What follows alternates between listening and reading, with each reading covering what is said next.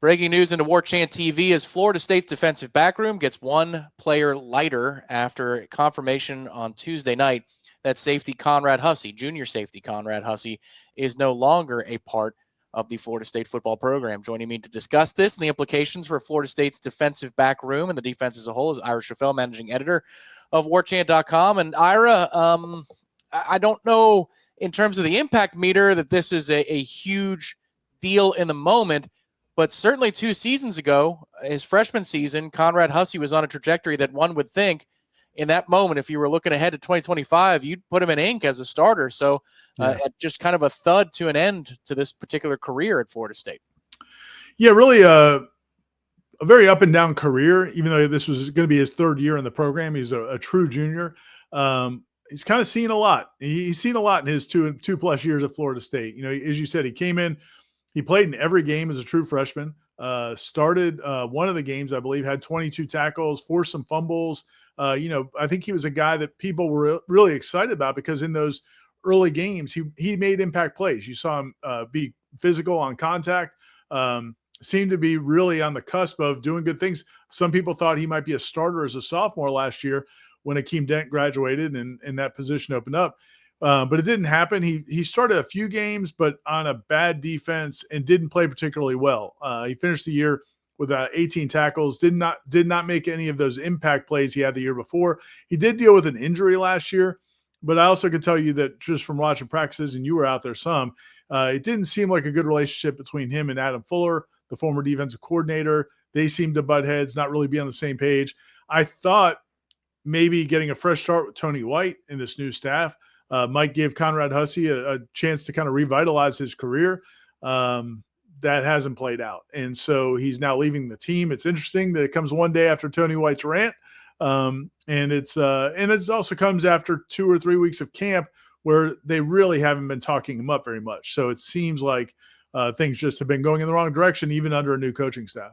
You never want to assume out loud in a situation like this. But I will say, Ira, when Tony White was speaking about fairness, it's not fair. He might be catching that sentiment in his office. My first thought was, man, it sounds like something Hussey might bring to the table in the coach's room. And Tony White saying, there's the film, man. Smoke or get smoked, step in or step out. Or step up or step out is what he said also.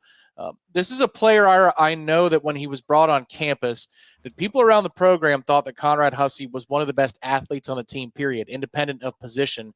It was just all about harnessing that athleticism, the fury, and finding a way to make him a refined football player. And it's not going to happen here in Tallahassee. And now Florida State pivots forward. Again, if you're just handicapping who was going to be getting snaps at safety for Florida State, they got 3 of them, technically. You got the Rover and then 2 extra safeties in Tony White's defense, boundary and field. It was an underdog that Conrad Hussey would be getting a lot of snaps this season. How do you think this affects that room, if at all, as we pivot forward towards the opener against Alabama?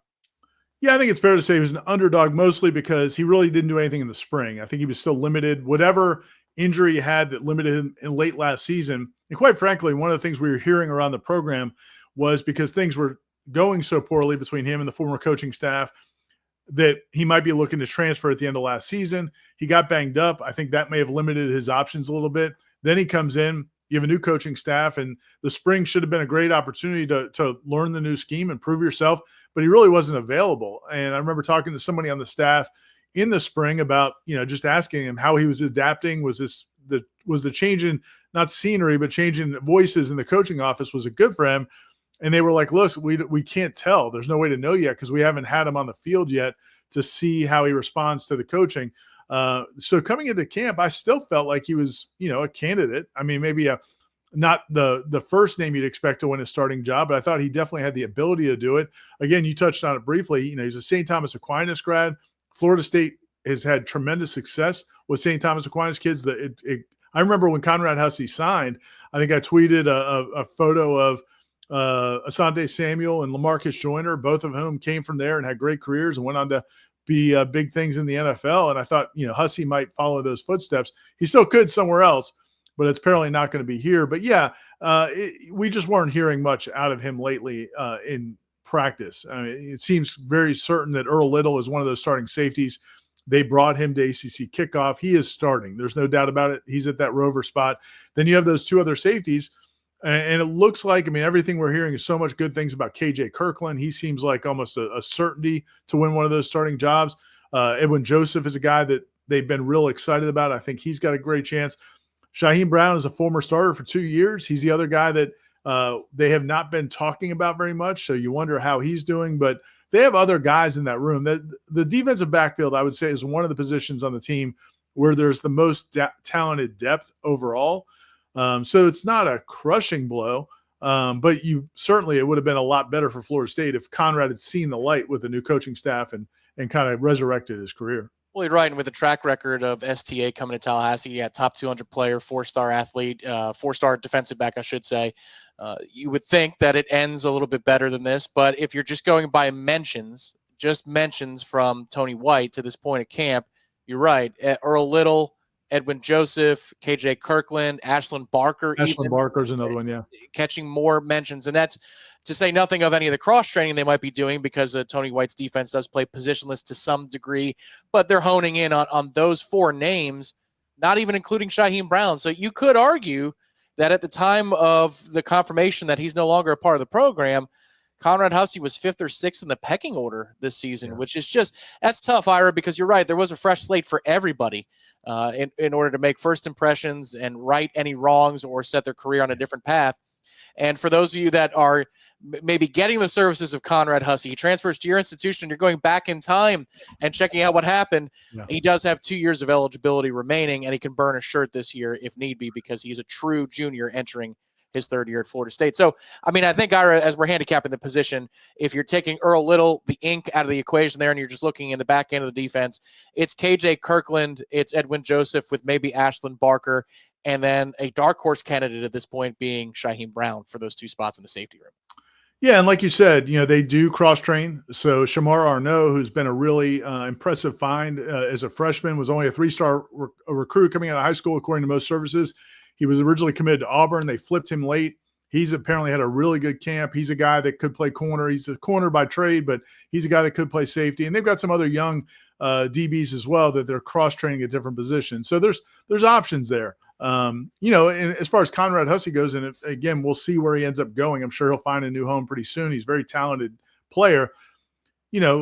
Listen, man, at some point you hope, if this was a conflict with the coaching staff or whatever it was, you hope he matures from this, because again, this would be not just one coaching staff, but 2 coaching staffs that things didn't work out with. And you only get so many chances, no matter how talented you are. So hopefully he kind of turns it around and finds success wherever he goes. This is not the typical bit of news that we get during fall camp, but if you want all the news coming out of fall camp, from scrimmages, practices, and everything in between as we get set for the kickoff against Alabama on August the 30th, head over to warchant.com and sign up. It's just $1 for your first week with a bonus gift of a lifetime. If you love sports other than Florida State, we're going to get you covered there. The Athletic is a part of the equation too. So sign up for warchant.com for $1 for your first week, and you will also gain a subscription for a full year of access to the Athletic. Ira, any final thoughts as we head towards midweek now? Any other notes on maybe some of the things that are on the site? Running backs coach David Johnson was available today, and then one of the headliners that makes people smile ear to ear, Ousmane Kromah, was available today to the media. Yeah, it's a lot more good news right now on the offensive side of the ball. Ousmane Kromah, as you said, spoke to the media today. We have a story up on the website that Corey wrote. Matt Lacer wrote a story on Javen Boggs, which should be going up on the site. He spoke today as well. 2 of the real freshman stars that have really kind of been stories of the camp, even though they're just freshmen. Both of them are going to be play big roles on this offense this fall. And then, I think just going forward, I do wonder if there's any more fallout from this on the defensive side. Again, Tony White, that rant yesterday was it had a purpose. He was sending a message to a lot of guys, and I don't think it was a message he only sent through the media. I'm sure he had direct conversations. So we'll see. Sometimes when a guy leaves the program, other players respond different ways, and hopefully it's in a positive way. But I wonder if this is the last ripple we hear from Tony White's rumblings yesterday, or if anything else comes of it. So it's definitely going to be worth watching, and people should stay connected to warchant.com. Again, we do the videos. You'll get the videos here on YouTube, but the story has been up for probably an hour. We had some reaction to it on the message boards as well. So the quickest information you're going to get is at warchant.com. So sign up for that subscription. Yeah, the Tribal Council. Let me pull it up as we're talking here. This is great video. Let's see how many replies there are. Yeah, man, dozens of replies already. Right. So if you want to mix it up and discuss the implications, not only with our staff, but other FSU fans, warchant.com is the place to do it. And you're right. Some very knowledgeable fans also who will, they provide great analysis too.